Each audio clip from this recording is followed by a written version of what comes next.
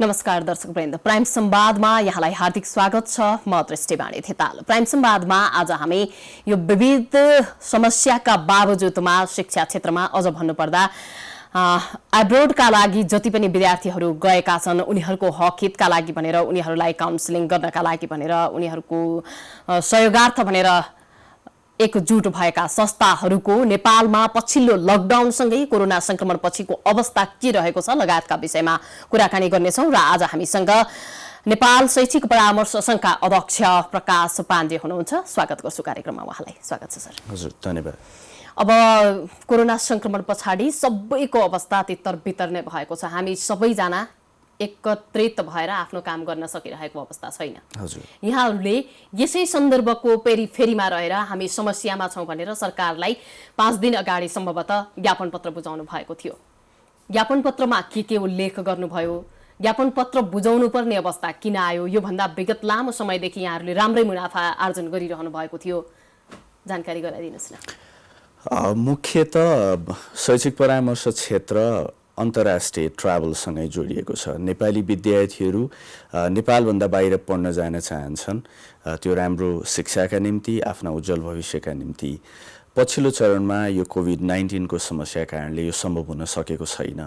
यो सम्भव नभइसक्दाखेरि अब पछिल्ला दिनहरूमा व्यवसाय गर्नेहरूलाई, विद्यार्थीलाई मार्गनिर्देशन गर्ने त्यस्ता शैक्षिक परामर्शदात्री संस्थाहरूलाई पनि पछिल्लो 4-5 महिनाबाट उहाँहरूको कारोबार शून्य छ। हाम्रो त अझ भनौँ यो फागुन महिनामा सरकारले नै नो अब्जेक्सन लेटर रोकिदिने निर्णय गर्यो भनेपछि त्यहाँदेखि नै विद्यार्थी बाहिर जान बन्द छन् भनेपछि हाम्रो आय कम्प्लिटली शून्य छ।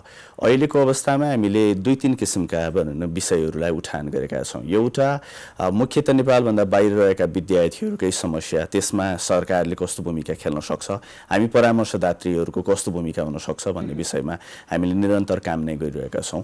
अर्को, अब यो व्यवसाय फेरि पुनः सुचारू गर्न के गर्नुपर्छ, हामी अब यो कोभिड-19 कहिलेसम्म यसै गरी अगाडि बढ्छ, यो विभिन्न हिसाबले लकडाउनका मोडालिटीहरूमा परिवर्तन हुँदै गर्दाखेरि यसलाई पनि न्यायोचित सम्बोधन हुनुपर्छ भन्ने छ भने, अर्को हामी यो व्यवसायलाई फेरि रिभाइभ गर्नको लागि केही फाइनेन्सियल प्याकेजेसहरू बिल्कुल हामीलाई सबै कुरा हेरोस्, सबै कुरा राज्यले पालोस् या भन्ने पक्षमा भन्दा पनि यसको रिभाइभलका निम्ति चाहिँ केही सरकारबाट बजेटमा केही एक्सपेक्टेसन राखेका थियौँ, त्यो अनुसार केही नभइसके पछाडि हामीले अहिले राष्ट्र ब्याङ्कमा गभर्नरलाई भेटेर पनि मौद्रिक नीतिमा ल्याउन सकिने केही पोजिटिभ चेन्जेस, विशेष गरी यो क्षेत्रलाई जोडेर ल्याउन सकिने हामीले हाम्रो सेक्टर रिलेटेड केही विषयहरू हामीले उठान गरेका छौँ। र सँगसँगै विद्यार्थीहरूलाई पनि सहज बनाउनको लागि राष्ट्र ब्याङ्कले मौद्रिक नीति मार्फत व्यवस्थापन गर्नुपर्ने एउटा विषयलाई उठाएको छौँ। पहिला त म त्यही विषयमा जान चाहन्छु। मुख्य हामीले व्यवसाय सञ्चालन गर्न नसकिसके पछाडि हामी विगतमा काम गऱ्यौँ होला, कमाइ गऱ्यौँ होला, खर्च पनि गऱ्यौँ, नाफा पनि कमायौँ, राज्यलाई कर पनि बुझायौँ, तर यो भनेको सामान्यतया साना या मझौला व्यवसायीहरू नै हुन्। शैक्षिक परामर्शदात्री हामीले कमाएर छुट्टै बचत गरेर राख्ने भन्दा पनि कमाइ गऱ्यौँ भने नयाँ इन्भेस्टमेन्ट गर्ने कल्चर नै हुन्छ व्यवसायीहरूमाझ। अब हिजो कमाएका थियौ, घर जोड्यौ, गाडी जोड्यौ, अब त्यही बेचेर अब फेरि टिक भन्ने हो भने त्यो पनि अब मलाई लाग्छ एउटा पर्सपेक्टिभ ठिकै होला। तर राज्यले एउटा एन्टरप्रेन्योरशिप कल्चरलाई चाहिँ बचाउने र अगाडि नबढाउने हो भने यस्तो स्थायी सरकारले खोजेको समृद्धि चाहिँ कसरी आउँछ, विकास चाहिँ कसरी आउँछ, विदेश नजाऊ, यहीँ पढ, यहीँ बस, यहीँ सम्भाव्यताहरू बढ्दैछन् भनेर हामीले रोक्न सक्ने ठाउँ भविष्यमा कहाँबाट बन्छ, या बाहिर गएकाहरूलाई पनि आऊ यहीँ बस, यहाँ नै राम्रो छ भन्ने परिस्थिति कसरी सृजना हुन्छ। यदि यहाँ हिजो एउटा लेभलमा इस्टाब्लिस भइसकेकाहरूलाई आज गाह्रो हुँदै गर्दा यदि हामीले कुनै रूपमा बचाउने बाटोहरू दिन सक्छौँ र दिन चाहदैनौँ भने कसरी सम्भव छ। त्यो भएर हामीले के भनेका छौँ भन्दा हामीले विगतमा लिइरहेका ऋणहरूमा हामीलाई अहिले किस्ता बुझाउन तत्काल अहिले 5-6 महिनादेखि नयाँ आम्दानी नभएका कारणले गर्दा हामीलाई गाह्रो छ। त्यो भएर जसले सक्नुहुन्छ उहाँहरूको हकमा हामी पे गर्छौँ, तर नसक्नेहरूको हकमा कम्तीमा यो असारसम्मको जे जति हामीले ऋणको किस्ताहरू तिर्न सकेका छैनौँ त्यसलाई पुँजीकरण गरिदिनु पर्यो। एउटा सर्ट टर्म सोल्युसनको रूपमा एउटा एस्पेक्ट हामीले उठाएको छौँ। तर ठुलो विषय त के छ भने अब यहाँबाट विद्यार्थी 5-6 महिना बुझानै पाएका छैनन्।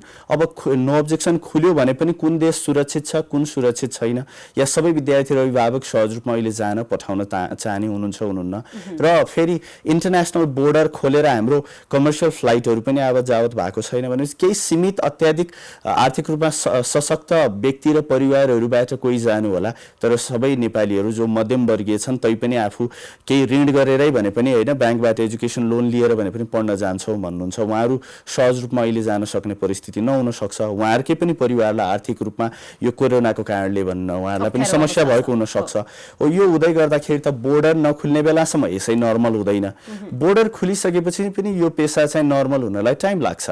त्यो भएको कारणले गर्दा हामीलाई आगामी 1 वर्षको लागि हाम्रा स्टाफहरूलाई तिर्ने तलब र घरबेटीलाई तिर्ने भाडाको लागि चाहिँ एउटा सहुलियत दरमा ऋण दिने परिस्थिति बन्यो भने हामी तलब तिर्न चाहन्छौँ, हामीले तलब तिर्न सकेनौँ भनेर कसैलाई निकाल्न चाहदैनौँ, हामी भाडा तिर्न सकेनौँ भनेर घरबेटीलाई भाडा नतिर्ने परिस्थिति चाहदैनौँ। हामी त्यसका लागि चाहिँ कम्तीमा हामीलाई सहुलियत दरमा ऋणहरू प्राप्त होस्, जसले गर्दा हामी फेरि कमाउँछौँ, तिर्छौँ, राज्यलाई कर पाउने एउटा बाटोहरू सुचारू भइराख्यो भने। अब अहिले यहाँले नो अब्जेक्सन लेटरको श्रृङ्खला अगाडि बढेसँगै अब विद्यार्थीहरू पनि रोकिएका छन् भने कतिपयले त पे पनि गरिसकेका होलान्, उनीहरूलाई चाहिँ यहाँहरूले कसरी यो बीचमा मध्यस्थकर्ताको भूमिका निर्वाह गरिरहनु भएको छ? पे गरिसकेका विद्यार्थीहरूको पैसा त यतातिर फसिराखेको छ, उनीहरूको अब जान पाउने नपाउने कन्डिसनको कुरा गर्ने हो भनेदेखि अहिले तुरुन्तै त्यो हुन सक्ला, हामी तुरुन्तै फेरि ग्लोबलाइजेसनमा जान सक्छौँ भन्ने खालको अवस्था पनि देख्न सकिँदैन छैन। अब अहिले तत्काललाई हामी अब कन्ट्री टु कन्ट्री बेसिसमा ती कन्ट्रीहरूका सिचुएसन के छ त्यसका आधारमा उनीहरूले कहिलेबाट बोर्डर खोल्न तयार हुन्छन् अनि हामी हाम्रा विद्यार्थीहरू साँच्चै त्यहाँ पठाउँदा सुरक्षित हुन्छन् कि हुँदैनन्। मुख्य विषय हामी यही कुराहरूलाई नै आधार बनाएर शिक्षा मन्त्रालयमा नो अब्जेक्सन लेटर खुनाउने कुराको लागि पहल गरिरहेका छौँ। कस्ता देशहरूका पछिल्ला भनौँ कोभिड हिस्ट्रीहरू हेरेर या त्यहाँ नियन्त्रण सङ्क्रमणलाई नियन्त्रण गर्न कति सफल हुनुभएको छ त्यसको आधारमा नो अब्जेक्सनहरू सुचारू गर्नुपर्छ भन्ने एउटा पाटोलाई हामीले मन्त्रालयसँग परस्पर रूपमा भनौँ न सम्बन्धमा रहेर सम्पर्कमा रहेर पहल गरिरहेका छौँ भने हामी विद्यार्थीहरूको लागि स्वभावैले इट्स अ सेटब्याक, यहाँबाट अहिले जान पाइराख्नु भएको छैन। यसले गर्दा विदेशमा विभिन्न विश्वविद्यालयहरूमा उहाँहरूले तिर्नुभएका फीहरू अड्किराखेको छ। अहिले दुईटा पाटो, हामी जो विद्यार्थी अब मेरो परिवारको आर्थिक अवस्थामा र मेरो सोचमै परिवर्तन आइसक्यो भन्ने विद्यार्थीहरूको हकमा शिक्षण संस्थाहरूसँग कुराकानी गरेर उहाँहरूको रिफन्ड ल्याउने प्रोसेसका लागि हामीले अहिले काम गरिरहेका छौँ भने जो विद्यार्थी अझै पनि अप्लाई गर्न चाहनुहुन्छ, पढ्न जान चाहनुहुन्छ या विगतमा भिजा लिएर बसिसक्नु भएको छ, भिजा लिइसकेका विद्यार्थीको हकमा अहिले पनि कतिपय देशहरूमा भएका विश्वविद्यालय कलेजहरूले अनलाइनबाट पढ्दै जाने ताकि केही विषयहरू यहीँ नै बसेर कम्प्लिट गर्ने र भविष्यमा जब ट्राभल सुचारू हुन्छ तब वहीँ गएर कम्प्लिटली कोर्स सक्ने भन्ने हिसाबको एउटा बाटो अवलम्बन गरेका छौँ भने अन्य विद्यार्थीको हकमा उहाँहरूसँगै कन्सल्टेसनमा विद्यार्थी र अभिभावकसँगकै कन्सल्टेसनमा सेसनहरूलाई डिफर गर्ने र उपयुक्त समयमा जाने प्रबन्ध मिलाउने कुरामा अहिले हामीले पहल गरेका छौँ। त्यही भएर यो सँगसँगै हाम्रो विद्यार्थीहरूलाई केही समस्या छ, जस्तै विद्यार्थीले लोन लिनुभयो, भिजा प्राप्त गरिसक्नुभयो, जान पाउनु भएन, फी बुझाइसक्नुभयो या भिजाको अप्लाई गर्नुभयो र भिजाको डिसिजन कुरेर बस्नु भएछ तर अहिले अब डिसिजन भएको छैन र विशेष गरी अस्ट्रेलिया लगायत केही देशमा पढ्न जाने विद्यार्थीले जुन शैक्षिक कर्जा लिनुहुन्छ उहाँहरूले केही पैसा चाहिँ फीको रूपमा पठाइसक्नुभयो तर बाँकी पैसा चाहिँ डिस्बर्स गराउनु भयो, निकासा गराउनु भयो तर यहीँको खातामा छ तर उहाँहरूले ब्याज बुझाइराख्नु परेको छ। यही सन्दर्भमा पनि हामीले मौद्रिक नीतिमा यो स्वीकृति भएको लोन यदि निकासा भएको छ भने विद्यार्थी अभिभावकले चाहेमा पुनः पार्सियली चाहिँ अहिले क्लियर गरेर तिरेर भविष्यमा फेरि आवश्यक पर्यो भने त्यही लोन फेरि पनि डिस्पर्स गर्न मिल्ने प्रावधान ल्याइदिनु पर्यो ताकि हाम्रा विद्यार्थीहरूले अहिले भिजाको डिसिजन नहुने या कति समय हो फेरि त्यो भिजाका प्रक्रिया सुचारू नहुने, स्वीकृत लोनको रकम निकासा भइसकेको थियो तर प्रयोग गर्न पाइएन, त्यस्ता रकमहरूलाई अहिले तत्काल बुझाएर पनि त्यही लोनलाई एक्टिभ राखेर भविष्यमा मिनिमम पेपर वर्कबाट फेरि आफ्ना प्रक्रियाहरूलाई अगाडि बढाउन सक्ने परिस्थिति चाहिँ राष्ट्र ब्याङ्कले यो हिसाबको एउटा गाइडलाइन ब्याङ्कहरूलाई गरिदिने भने हाम्रा विद्यार्थीहरूको पनि ब्याजहरू केही कमी हुन्छ, त्यसले सहज बनाउँछ।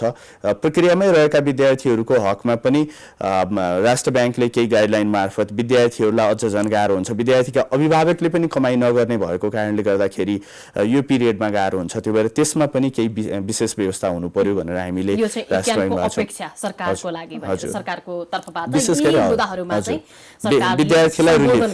विद्यार्थीलाई अहिले रिलिफ हुन्छ त्यसले र व्यवसायीलाई पनि फेरि बाउन्स ब्याक गर्न फेरि व्यवसायमा फर्किनलाई मद्दत पुग्छ भनेर हामीले विशेष गरी अब अन्य धेरै अङ्गहरूको बारेमा विगतमा पनि हामीले सरकारसँग छलफल गऱ्यौँ बजेटबाट केही एक्सपेक्टेसन थियो त्यो हुन सकेन तर हाम्रो जस्तो रिमिटेन्स बेस्ड इकोनोमीमा यदि बाहिर पढ्न जान कमी भयो भने हजुर बेसको कुरा गर्दाखेरि त अब जुन अब्रोड हामी पठाइराखेका छौँ स्टुडेन्टहरू उनीहरूको मार्फतबाट त हामी करोडौं रुपियाँ विदेशलाई पठाइराखेका छौँ त्यहाँबाट पाउने कति पुगिसकेको छ होला त्यसको मलाई पछिल्लो डिटेल थाहा छैन तथ्याङ्क एक्ज्याक्ट भन्नु पर्दाखेरि हैन अब यो कुराहरू गरिरहँदाखेरि हाम्रा विद्यार्थीले पाएका त्यहाँ समस्याको विषयमा इक्यानले जति सहजताको एउटा वातावरण बनाउन सक्थ्यो जुन मिडिएटरको भूमिका निर्वाह गर्न सक्थ्यो त्यो नेपालमा हुँदाको सन्दर्भमा जति चाहिँ त्यहाँ विद्यार्थी पुगिसकेपछि मिडिएटरको भूमिका निर्वाह नगरिदिएको लगायतका मुद्दाहरू पनि बारम्बार आउने गरिरहेका छन् अब यो कोभिड-19 को पेरिफेरीमा रहँदाखेरिका विद्यार्थीका समस्यालाई चाहिँ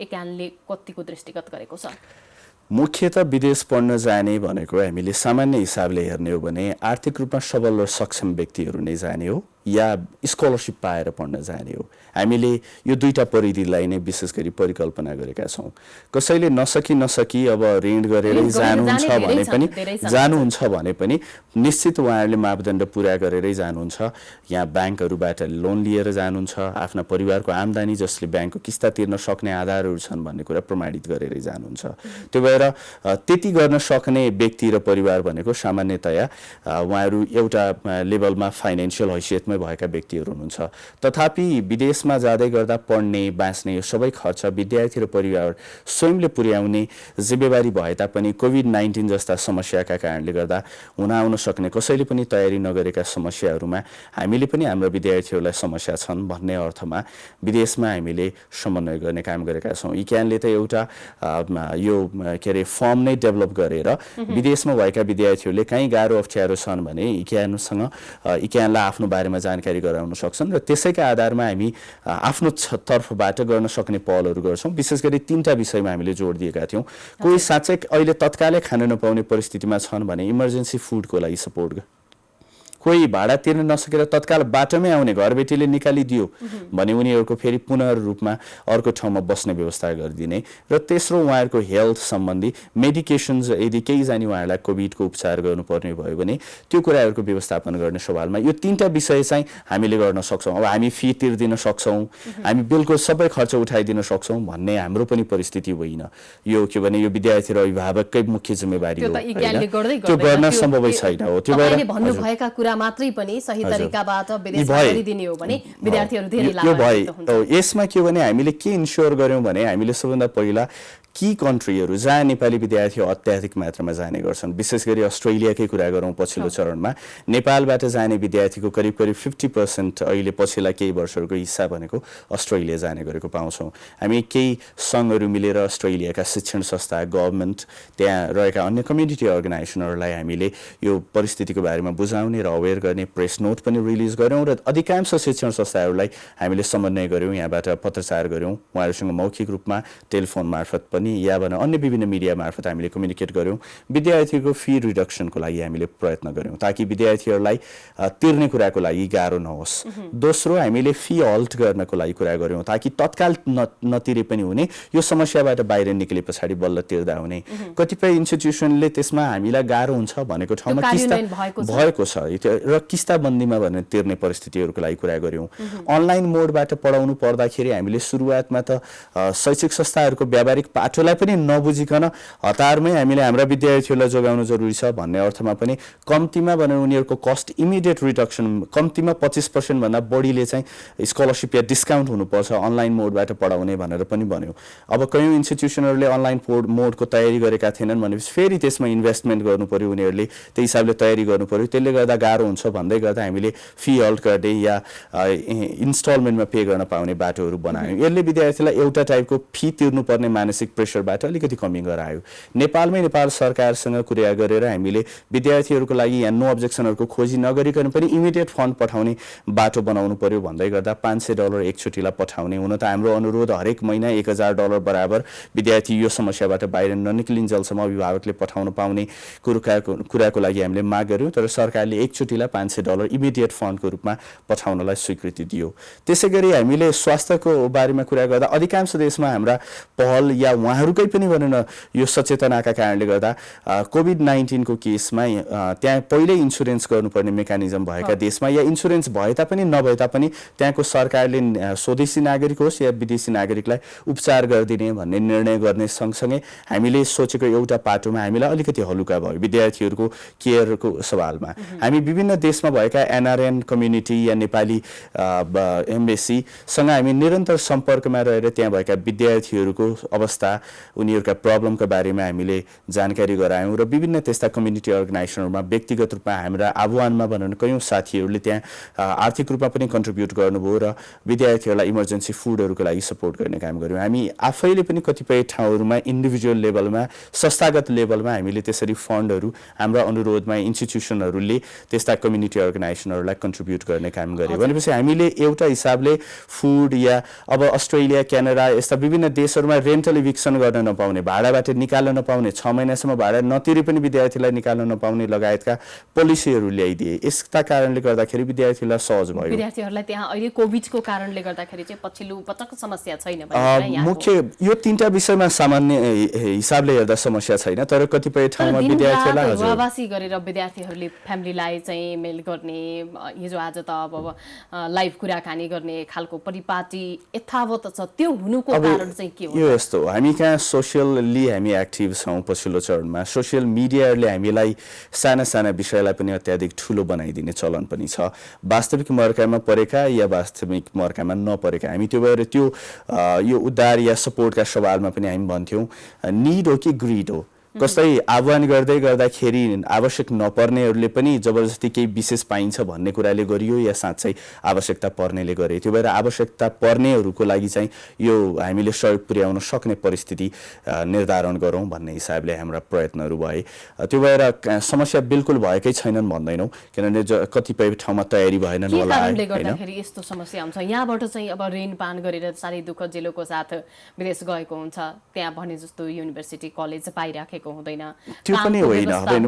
मुख्य कुरा के हो भने विदेश जाने बेलामै सबैभन्दा कुरामा सजग हुनुपर्छ। पहिलो कुरो घर छोड्ने विषय अत्यन्त गाह्रो विषय हो। परिवार क्लाइमेट कल्चर होइन हाम्रो सबै यी विषय छोडेर अनि पढ्न जाने हामी काम गर्न पठाउँदैनौँ पढ्नलाई पठाउँछौँ। पढ्दै गर्दा कानुनी रूपमा केही घन्टा काम गर्न त्यो देशको कानुनले दिन्छ भने त्यो काम गरेर पार्ट टाइम कमाइले केही सस्टेन गर्ने सपोर्ट गर्न सक्ने विषयमा परामर्श गर्छौँ। पढ्न मात्रै गएर सस्टेन हुन सक्ने नेपाली विद्यार्थीहरू त्यो होइन त्यो छैन त्यो नहुने हो भने यो गलत भयो। यो गलत कुरा यो गलत बाटोलाई प्रयोग गर्यो हामीले हो कुरा म ठ्याक्कै त्यसैमा आउँदै थिएँ। इक्यानले विद्यार्थी पठाउँदै गर्दाखेरि हरेक पटक यो कुरामा चाहिँ विद्यार्थीलाई अभिभावकलाई मनाउन सकेको छैन। तपाईँको बच्चा पढ्न मात्रै जाँदैछ भनिएको छैन। इक्यानले के भनेको छ भने तपाईँको बच्चाले पढ्दै गर्दा 2 वर्षभित्रमा 1 वर्षभित्रमा तपाईँले पठाउनु भएको ऋण जोहो गर्न सक्छ भन्ने खालको यो बिल्कुल गलत होइन। यो बिल्कुल गलत हो। हामी विगत यही मेसेजलाई चाहिँ आम विद्यार्थी र अभिभावक माझ पुर्याउनको लागि इक्यानले धेरै त्यस्ता फोरमहरू क्रिएट गर्ने काम गर्छ। विशेष गरी एउटा व्यावसायिक रूपमा प्रबन्धन पनि होस् र विद्यार्थी र अभिभावक माझ एकदमै सही जानकारी पुगोस्। एउटै थलोमा अब एउटा पर्टिकुलर कन्सल्टेन्सीमा जाँदै गर्दा उसले के भन्छ भन्ने कुरा भन्दा पनि एउटै थलोमा हामी भृकुटी मण्डपमै मेला गरेर धेरैभन्दा धेरै कन्सल्टेन्सी र इन्स्टिट्युसनहरूलाई समावेश गराएर विद्यार्थी र अभिभावकलाई प्रत्यक्ष रूपमा काठमाडौँमा यसरी जानकारी गराउँछौँ। उपत्यकामा भने काठमाडौँ बाहिर पनि विभिन्न ठाउँमा मेला गराउँछौँ। हामी त्यस्ता अवेरनेसका प्रोग्राम गर्छौँ। अस्ति मात्र हामीले राष्ट्र ब्याङ्कलाई दिएकै यदि पत्रमा तपाईँले हेर्नुहुन्छ भने हामी जहिले पनि भन्छौँ हामी रेमिटेन्समा कन्ट्रिब्युट गरिरहेका छौँ भन्छौँ। हेर्दा नेपालबाट विद्यार्थी बाहिर गए पैसा मात्र बाहिर गए भन्ने हिसाबले हामीलाई आकलन गरिन्छ तर हामी बार बार भन्छौँ हामीले पढ्न पठाएका विद्यार्थीहरू दक्ष जनशक्ति बनेर भविष्यमा पढाइ पछाडि उनीहरूले कमाएर पठाउँछन्। अमेरिका कतिजना नेपालबाट काम गर्ने भिजामा जान्छन्। जापान कतिजना नेपालबाट काम गर्ने भिजामा जान्छन्। अस्ट्रेलिया नेपालबाट कतिजना काम गर्ने भिजामा जान्छन्। भनेपछि नेपालीहरू अत्याधिक मात्रामा पढ्ने भिजामा गएका देशहरूबाट आज रेमिटेन्सको सोर्स हामी क्याल्कुलेट गरौँ हेरौँ राष्ट्र ब्याङ्कले निकाल्ने भनौँ डेटाहरूलाई हेरौँ। त्यो भएर हामी के भनिरहेका छौँ भने सक्षमहरू जानुपर्छ नसक्नेहरू जानु हुँदैन। नेपालमै पनि शिक्षा छ राम्रो छ। यहाँ बरु पर्याप्त अवसर भएनन् होला। शिक्षा 2-4वटा 10-20वटा राम्रा शिक्षण संस्था भएर पुगेन यसलाई अत्याधिक मात्रा अझ यो सङ्ख्या बढाउनु पर्यो। नेपालमा कयौँ बेलामा विभिन्न शिक्षाका लागि रोकटोक होइन आन्दोलन अनसनसम्म पनि हुन्छ।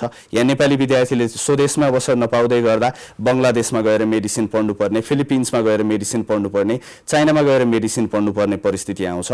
अन्य विभिन्न देशमा गएर पढ्ने चाहना भनेर विकास गर्छन्। हुन त नेपालभित्रै सबै हुँदै गर्दा नेपाल बाहिर पढ्न जानु हुँदैन भन्ने होइन।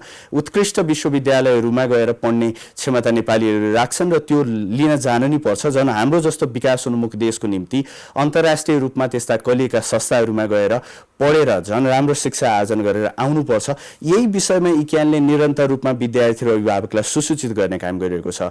यो एउटा भनौँ न माध्यम हो जसको मार्फत विद्यार्थीहरूले राम्रो सिप आर्जन गर्न सक्छन्, शिक्षा आर्जन गर्न सक्छन् र दक्ष जनशक्ति बन्दै गर्दा भविष्यमा उहाँहरूले राम्रो कमाइ गर्न सक्नुहुन्छ। अदक्ष मान्छे या अर्धदक्ष व्यक्ति विदेश गएर काम गरेर उसले कमाइ गर्ने र एउटा दक्ष जनशक्तिले विदेश गएर काम गरेर कमाइ गर्नेमा कति भिन्नता हुन सक्छ। हामीले यो कुरा पाटोलाई नै सोचेर नेपालको विकासमा यदि हामीले टेवा पुर्याउने हो, यसलाई लामो समयसम्म अगाडि बढाउने हो भने यहाँभित्र यही पोखरीभित्र मात्र होइन कि योभन्दा बाहिर पनि गएर हामीले हेर्न आवश्यक छ, यहाँभन्दा बाहिर गएर पनि बुझ्न आवश्यक छ भन्ने अर्थमै नेपालीहरूलाई अन्तर्राष्ट्रिय रूपमा शिक्षित बनाउने सवालमा हामी लागिरहेको छौँ होइन। हामी कार्यक्रमको अन्त्यतिर आइसकेका छौँ। ज्ञापन पत्र यहाँले बुझाउनु भएको 5 दिन भइसकेको छ कि प्रतिक्रिया आएको छ? हामीले शिक्षा मन्त्रालयमा पनि कुरा गरेका छौँ, राष्ट्र ब्याङ्कमा पनि कुरा गरेका छौँ। उहाँहरूले सकारात्मक रूपमा लिनुभएको छ। हुन त उहाँहरूलाई पनि पक्कै प्रेसर छ, तर यद्यपि यस्तो सेक्टरलाई बचाउने कुराले नेपालीहरूलाई दक्ष जनशक्ति बन्न र जबसम्म हामी इन्टरनली अन्य विषयहरूमा सस्टेन गर्दैनौँ, बलियो बन्दैनौँ, तबसम्म नेपाललाई रिमिटेन्सले नै मद्दत पुर्याउनु पर्ने हुन्छ। र रिमिटेन्सका 3टा की सोर्सेस मध्ये पर्यटन, वैदेशिक रोजगार र शैक्षिक परामर्श यो नै हो। तसर्थ मैले उहाँहरूलाई सकारात्मक पाएको छु र पक्कै आगामी मौद्रिक नीतिमा यो क्षेत्रलाई जोडिएर केही भनेर उहाँहरूले एड्रेस गर्नुहुन्छ भन्ने हामीले आशा राखेका छौँ। यो आशा विश्वासमा परिणत भयो भने त ठिकै छ, भइदिएन भने शैक्षिक परामर्श सङ्घले के गर्छ? त्यसपछिको यहाँहरूको अघिल्लो पाटो के हुन सक्छ? अब बिजनेसलाई बढाउन, परामर्शलाई निरन्तर जान एकदम छोटो हामी फेरि पनि आफ्नो भनौँ क्रियाकलाप अगाडि बढाउनको लागि अन्य हामी राष्ट्र ब्याङ्क सँगसँगै अहिले पनि कमर्सियल ब्याङ्कहरूसँग हाम्रा मेम्बरहरूका लागि कुनै सफ्ट लोन्स या भनौँ न सजिला तरिकाले भनौँ लोनहरू प्राप्त गर्न सक्ने भन्ने आधारहरू के हुन सक्छन् भन्ने कुरामा छलफल गर्दैछौँ। निश्चय नै यसले हाम्रो सेक्टरलाई ब्याडली हिट गर्छ नै। अब सरकार पनि अदूरदर्शी हुने हो भने आगामी केही वर्ष पछाडि रिमिटेन्समा पनि यसले हिट गर्छ। त्यसले समग्र नेपाललाई नै भनेर मलाई लाग्छ असर गर्छ। तसर्थ वैकल्पिक उपायहरू भनेर हामी फेरि पनि अवलम्बन गर्ने नै छौँ र सरकारलाई कस्तो आवाज, कस्ता भनेर कार्यक्रमका माध्यमले चाहिँ आफ्नो आवाजहरू सुनाउने हो त्यसका लागि हामी तयार छौँ र त्यसका लागि हामी लाग्छौँ नै। धन्यवाद कार्यक्रममा आएर आफ्ना विचार राख्दिनु भएको। हजुर, हामीलाई पनि यो अवसर दिनुभयो र संस्थागत कुराहरू राख्ने मौका दिनुभयो, त्यसको लागि धन्यवाद। दर्शकवृन्द, यहाँलाई पनि हार्दिक आभार व्यक्त गर्दछौँ कार्यक्रम यहाँले हेरिदिनु भएकोमा। देश विपत्तिमा छ, यो विपत्तिबाट जोगाउनका लागि आफ्नो क्षेत्रबाट के सकिन्छ हरसम्भव प्रयास गरौँ। बिदा हुन्छु, नमस्कार।